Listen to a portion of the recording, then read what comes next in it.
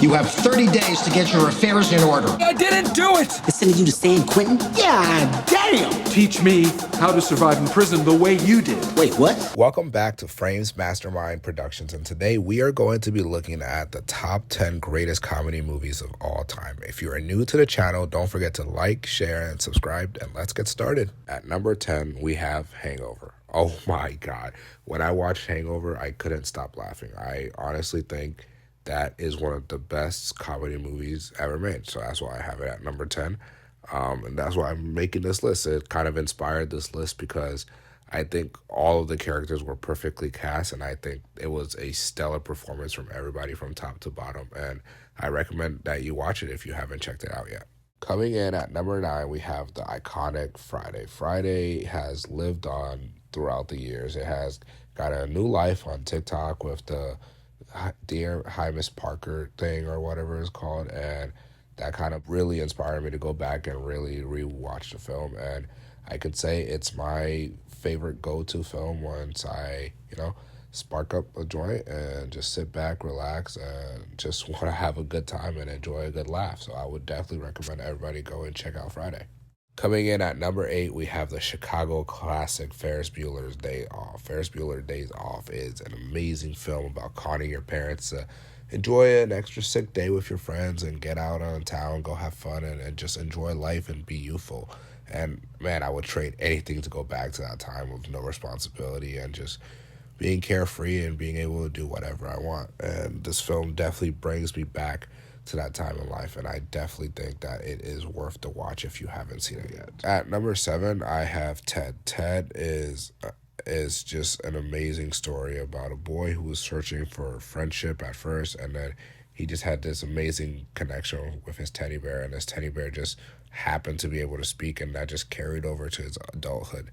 And now we just watch the teddy bear beat the crap out of him sometimes, drive him to work, take care of him, and just be his parent. This teddy bear is not like your normal teddy bear. It's just absolutely, well, obviously it's not like your normal teddy bear. It can talk and walk, and it just has its own crazy imagination and kind of helps this boy grow into a man and tries to guide him through life and stuff like that. I think it's a beautiful story that is told about friendship and its impact on us and how it can help us grow into a better version of ourselves. Continuing on our list, I have Austin Powers, International Man of Mystery. And you might be like, oh, why is it all these old movies that you're putting on the list and stuff like that? Why isn't it modern films and stuff? I just have to say that comedies these days just cannot relate to comedies back in the day. Comedies back in the day are just untouchable. They're just willing to push the boundaries, or just willing to go further. They're just willing to go over the top without doing too much. And I just feel like that's what comedies these days lack. Next on the list, I have Get Hard. Get Hard is an amazingly funny movie, and it's my favorite movie on the list. I think that the premise of this rich white guy who faces jail time and needs the help to understand how jail works, he just goes to a random black employee that he has. Wait, no, not black employee that he has. A black person that like details his car and stuff like that, takes care of his car, Kevin Hart. And he asks him, hey, can you help me survive jail? And at first Kevin Hart is like, what are you talking about? But he's like, I'll pay you to help me. And shit, I'll do it too for a check, and you would too. So Kevin Hart just takes on this character of, okay, I'm going to help this man out. And Kevin Hart knows nothing about what he's doing. He's a man that has never gone to jail before. So he has to enlist the help of his cousin who has had that experience. And it just leads to this adventure and comedy and the ways of Kevin Hart learning how to help this man survive jail as well. And it's just, they go through this adventure together, and at the end of the day, I think it's an amazing story about friendship and two unsurprising ways of becoming friends with people, and it's just excellently directed, excellently acted, and it's my favorite movie on the list. Next on the list, we have Superbad. I think Superbad, once again, is one of those movies that wasn't afraid to go too far, that wasn't afraid to push the boundaries of what you can and can't get away with in comedy. And once again, I think it delivered a great performances because it allowed the actors more creative freedom. And I think that Jonah Hill, Seth Rogen, and Michael Cera took that creative freedom and ran with it. And yeah, I really enjoy watching this film. It's a cult classic, and you can never go wrong with rewatching it. Continuing on the list, I have The Other Guys. The Other Guys for me is excellently directed, excellently told, excellently written. I think that it has that misdirection down really well because at the beginning, the audience thought that they were coming in to see Dwayne "The Rock" Johnson and Samuel L. Jackson, but really we were coming to see Will Ferrell and Mark Wahlberg, and I was totally fine with that because I think those two had great chemistry on screen, and I think that they heavily carried that film into being as great as it was. And I think that they worked great as a buddy cop duo, and I think that they delivered a great performance, and they were able to, push the boundaries and able to have fun with their characters. So I really enjoyed that film. Cracking into the top two, I have 21 Jump Street. And for me, 21 Jump Street is one of those franchises that I wish got a third or a fourth and was able to be like Fast and Furious, because personally, I really enjoyed both films, and I really was sad that I didn't get a chance to see a third one. And I think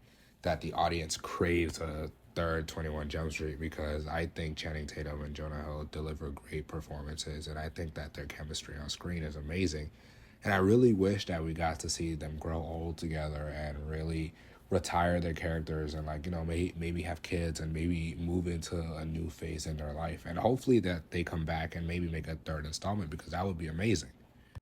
Overall, once again, it's one of those films that wasn't afraid to take that step, wasn't afraid to make fun of itself, and didn't take itself too serious, and wasn't afraid to, just let go and have fun. And I really enjoyed it. And I know I say that a lot, but that's what I really love about films, is just being a hyper extension of yourself, being aware that you are a silly movie, but, just being that in a safe way that doesn't take away from the performances as well.